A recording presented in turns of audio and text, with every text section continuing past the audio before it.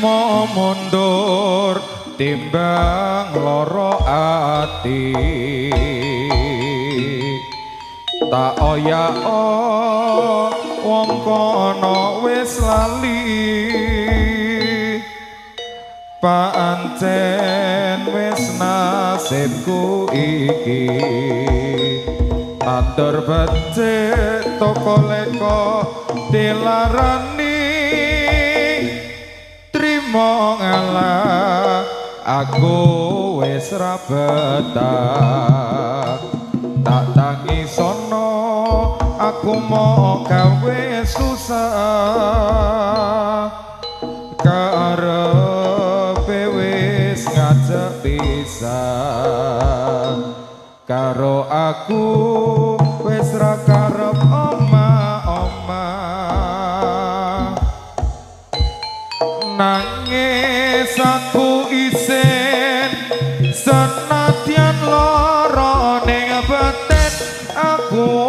lilo bisa kanthi lair batin tresno sing rembuyung saiki wis dadi garing aku lilo bisa kanthi lair batin trimo mundur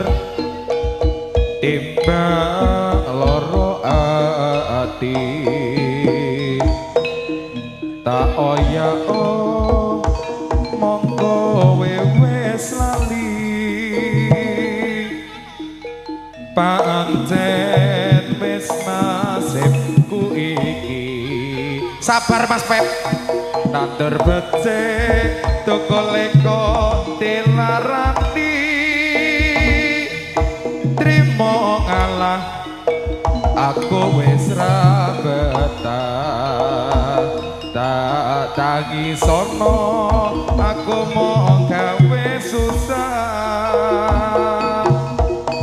karepe wis ngajak pisah karo aku wis ora karep omah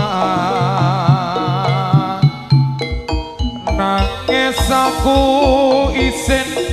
senadyan lara ning batin aku lilo bisa kanthi lair batin tresno sing rembuyung saiki wis dadi garing aku lilo kisah kanthi lahir batin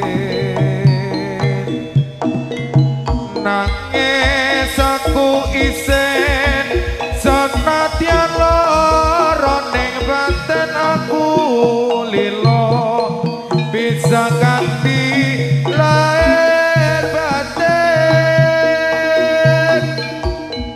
tresno sing rembuyung saiki wis dadi garing aku lilo bisa kanthi lahir batin putra saputra bumi jaya